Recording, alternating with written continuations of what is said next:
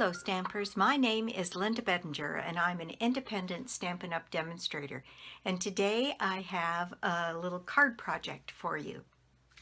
So let's just get started. Okay, this is the project that I have for you today, and it is using material from the Bird Ballad suite. And what I have is a whisper white card base. And then I have a piece of old olive here. And the thing that's different about this is I did run this through the subtles folder so that I would have a base that had a little bit of texture to it. And then I have 3 circles here. I have the outer circle is Saffron.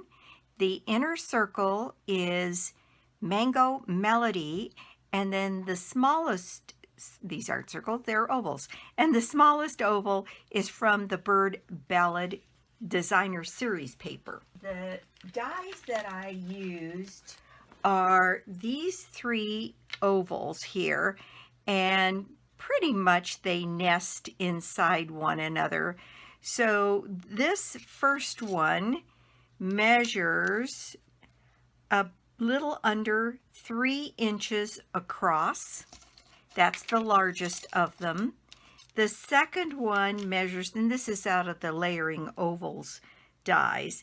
This one measures 2 5/8, it looks like, across. And then the smallest one measures 2 3/8 across. So those are the 3 that I used. And what I did was, because this is for a series of swaps that I'm doing with a group, I cut out all of that paper wherever there was a bird on these yellow flowers. So each one is just a little bit different depending on where I could maximally get the most of these ovals cut out of one piece of Designer Series paper. And I think I got 13 maybe birds and ovals out of one piece of paper. And then for the insides, what I did was I used the small oval die here, and I cut out a bunch of ovals of some of the yellow flowers for decorations for the inside of my card. And in this case, I heat embossed my sentiment here in copper, and frankly, I don't like it that much. So what I have done here, and to save a little bit of time, I've already done it, I stamped this sentiment, "Your friendship means the world to me," and that's from the Bird Free as a Bird set. Cling stamp set, Free as a Bird, "Your friendship means the world to me," and this is it matches the Bird Ballad paper. So I decided, and I really like the way that shows up a little bit better. The other thing I did to match this is I did some embossing on the inside, and I've decided to use these ovals on the inside of my card for this and instead. And so that's what I'm going to do. So we need a piece of Whisper White that's 8.5 by 5.5, folded and scored at 4 1/4 here. We'll just burnish that fold and be all ready to go. Now this piece of paper has already been stamped and run through my Subtles embossing folder. I'm going to bring that up here so you can see, and I don't know how much of that texture you can see on camera, but it really adds almost a linen look to the paper. Okay, all right, to get this ready, I need to add my ribbon onto this piece of paper. So I'm straightening out this piece a little bit here, and I used a little bit of this copper trim, because I thought it complemented the browns. And then I used a piece of burlap ribbon here, and I need a piece to go across my card, so about that much. And so I'm going to cut off a piece of that burlap ribbon, and then on this piece I'm not going to cut it until I know exactly how much I need, because I'm going to open this trim, this copper trim, up a little bit, and it always shrinks the ribbon down. So I'm not going to cut it until I get my piece of copper trim pulled out to the length that I want it here before I cut it. I've done that enough times that I ended up not cutting a big enough piece because I didn't realize how much it was going to shrink up. So we'll do that here and get that done first, knowing that I will pull that back across. And so that piece is probably sufficient. I think I'll cut just a little bit longer so that I make sure I have plenty to go across the back. Okay, I'm going to cut that piece off. And there we have the ribbon that's going to go across our piece here. Now, when putting this ribbon down, particularly this burlap ribbon, it's got a mind of its own about sticking down. So one of the things I'm going to do is use my snail here to put a little bit of snail across the ribbon front here and onto the pieces that are going to fold along the back. And I'm going to set that down.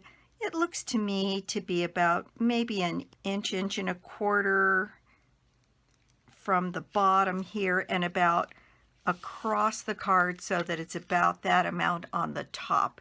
Then I'm going to wrap that piece around the back of my card here. And then I'm going to trim that piece down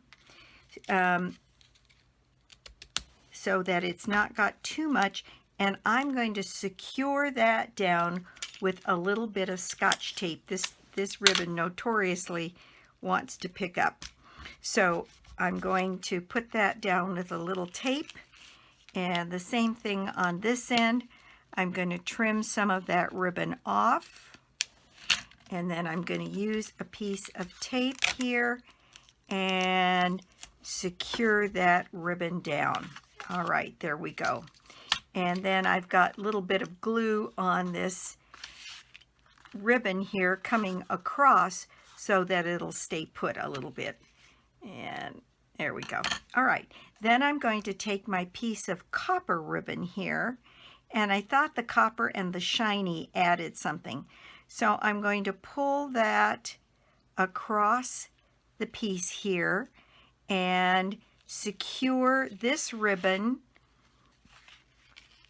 right around the back also of my card. And I think I can do that with tape. We'll see if that works. If not, I'll be cranking out another piece of tape. But I think that's going to work. Let's just make sure that's where I want it. Maybe up a little bit from there on top of the burlap a little. There we go. And so that looks to be about the right spot. So I'm going to put down some snail on the back here and secure my tape down. There we go. And you know, I'm just not comfortable. I'm going to put one more piece of Scotch tape across that piece of copper trim. And there we go. Now, that is secure. Let me move my dies out of the way here. And so then for this piece, you need to have a piece that is at least 3 inches by 4 inches for this and the Mango Melody piece. I think I made about that same size before I die cut it. It might be able to be a bit smaller, but 3 inches by 4 inches or 3 inches by 3 3/4 is going to be sufficient to do that.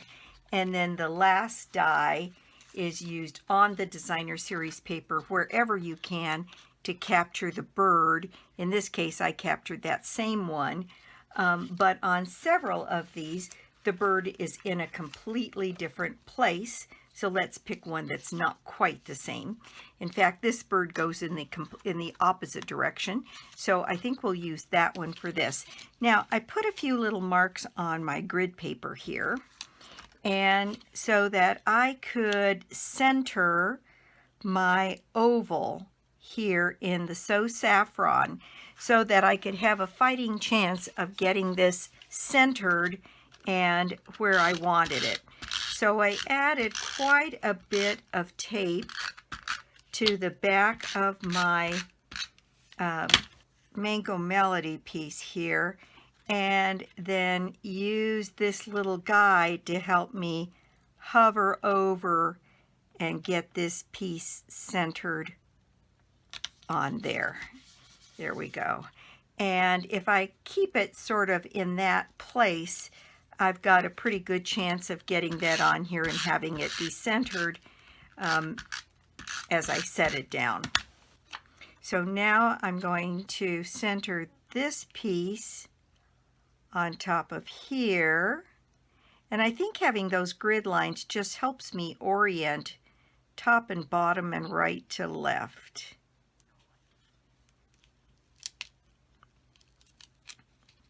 In that case, told me I wasn't quite even. So I'm thinking about like that. There we go. All right. Isn't that a pretty medallion? I just think it came out so pretty. And then my grid paper is, it's the word laminated, and so I can just wipe these little marks off. My grid paper, it takes off a little bit of alcohol, takes off any marks and any glue pretty easily. So there we go. And I've already made a couple of these medallions. I'm getting ready to make a bunch of these swaps, and I just love the way this card came out. It's so pretty. So the next thing I'm going to do then on this piece is I'm going to put this medallion up on dimensionals. And I'm going to put them top and bottom, right and left. Then I'm going to go ahead and secure this piece on my card base. And I'm going to do that with snail. And because it's embossed and because it's got this ribbon and tape on the back, I'm going to use quite a bit of snail to get this piece secured on here. Let me get this stray card base there. All right, so what I'm going to do is center this piece on my card front here. There we go. And if this feels a little loose, and it does to me, what I typically do is put a little glue dot or two underneath this. Let me grab my pick tool here and put a glue dot. I'm going to put it kind of one on that side, and then I'm going to put another one over on this side, and that way the medallion will cover that one. And I could have scooted that one down, but I think it's going to be just fine. So there we go, and that feels a little bit more secure. Now I'm going to take my medallion here, and I'm going to center my bird sort of top to maybe a little bit more to the top than the bottom to give my sentiment a little bit of room. And there we go. Isn't that just the prettiest little thing? All right, so there we go. Now we have our focal piece done. And I mean, once you get a couple of these things cut out, this is really a very fast card. And what I did was I used some of the Artisan pearls, the ones that were kind of yellowish color, and those Artisan pearls carried over to the new catalog. So here's a sheet of those Artisan pearls, and these have kind of a yellow cast to them, and I thought they worked just beautifully on my piece here. So I'm going to put one of those here on my medallion, and then I put a couple, in fact I might add another one down here on this side, sort of running across the card this way. And so there we go, and up here. Very good. And so there we go. That is the exterior of my card done. And I just love the way it came out, and I really do like the subtles folder being used on this top piece. And I like being able to see the sentiment a little bit more clearly. So now on the inside of the card, what I'm going to do, and after all of that I put it on upside down. So let's see if I can get that off and put it on right side up. Usually the last thing I do is check and open the card, and I guess I just didn't do it this time. Okay, well, I'm going to reapply my glue here and put that back on my card, going the right direction. There we go. Okay. And lots of times you can get away with that. You can pull your card off, and the worst thing that happens is that you take all of this work and put it on another card base. Okay, now on the inside of this card, what I'm going to do is use one of my blending brushes here, and I'm going to use my Saffron ink. And let's see, I need a bit of scratch paper for this one. And I'm just going to pick up a bit of this ink on my brush, and I'm going to just ever so lightly put a little wash of that Saffron ink down here on my paper.